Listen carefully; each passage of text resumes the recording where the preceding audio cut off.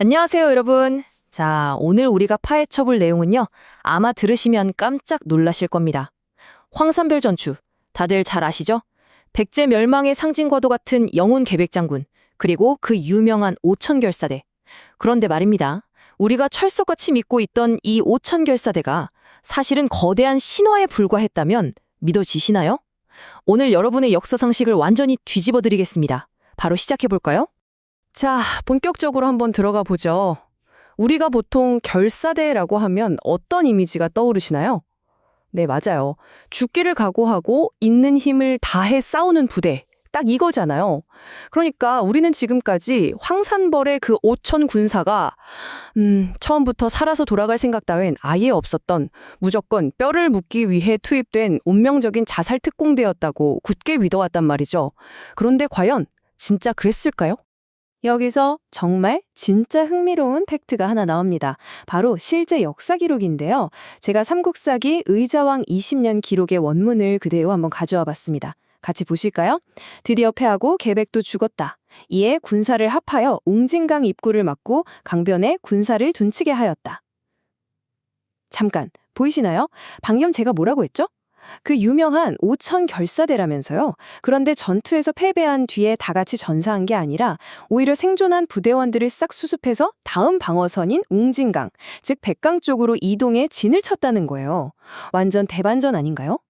그러니까 정리를 해보자면 우리가 아는 신화 속에서는 전원이 그 자리에서 전사했다고 되어 있지만 실제 기록에는 아주 질서정연한 후퇴와 웅진강 방어선 구축이 적혀 있다는 겁니다. 이게 무슨 뜻이겠어요?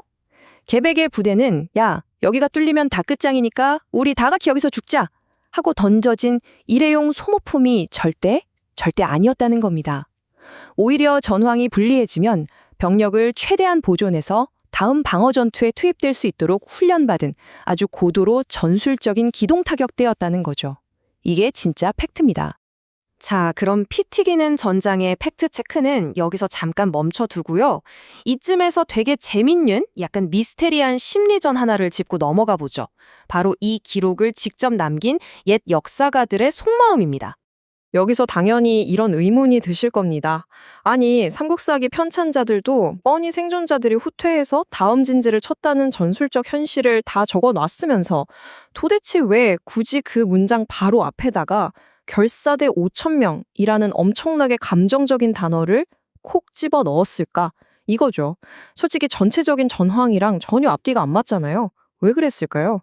그 해답은 바로 캐릭터의 일관성 때문입니다. 생각해보세요.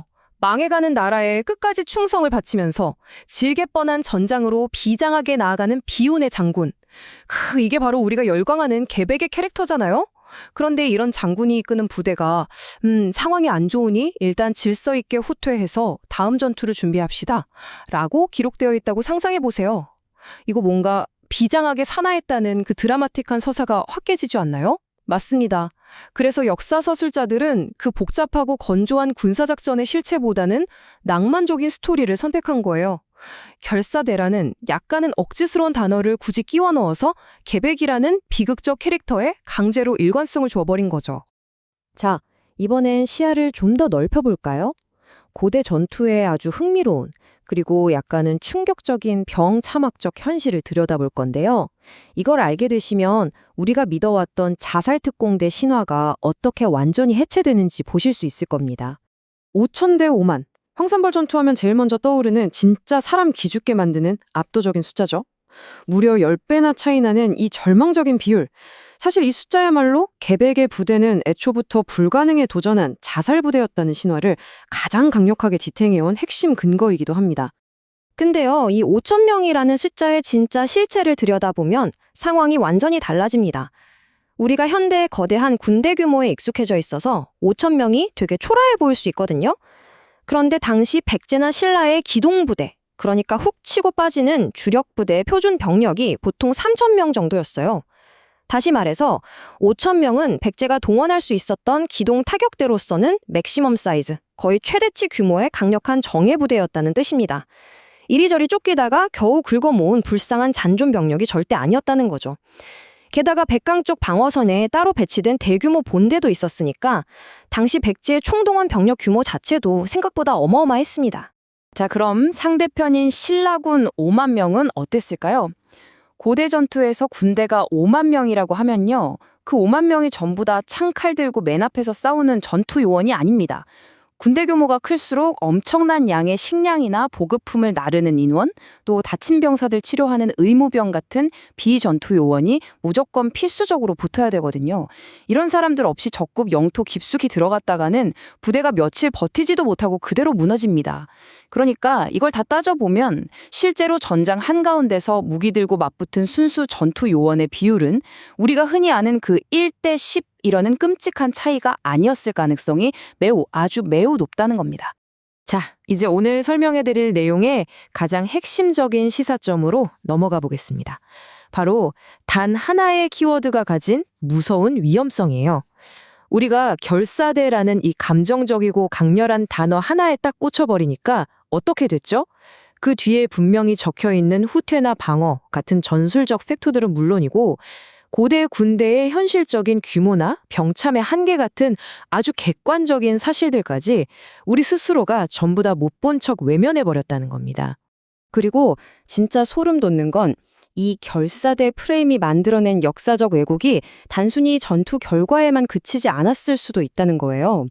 여러분, 계백 장군이 전장에 나가기 전에 자기 손으로 직접 처자식을 베었다는 그 유명하고 비극적인 일화 아시죠? 이것도 완전히 다른 시각으로 볼 수 있습니다. 실제로는 쳐들어온 신라군에 맞서 저항하다가 가족들이 희생당했을 수도 있고요. 아니면 신라 쪽에서 자기들의 승리를 과장하려고 퍼뜨린 악의적인 소문일 수도 있죠. 그것도 아니면 훗날 백제 멸망의 그 비극적인 분위기를 막 극대화하려고 일부러 왜곡시킨 장치였을 수도 있다는 겁니다. 결국 결사대라는 편견이 계백 장군의 가족사까지 그토록 잔인한 비극으로 몰아가 버렸을 가능성, 우리가 과연 배제할 수 있을까요? 자, 오늘 우리는 삼국사기에 적힌 그 짧은 기록 한 줄, 그리고 결사대라는 단어 하나가 어떻게 수백 년 동안이나 역사적 진실과 진짜 전술적 현실을 싹 가려왔는지 함께 파헤쳐봤습니다. 어떠셨나요? 마지막으로 여러분께 조금 도발적인 질문을 하나 던지면서 마무리할까 합니다.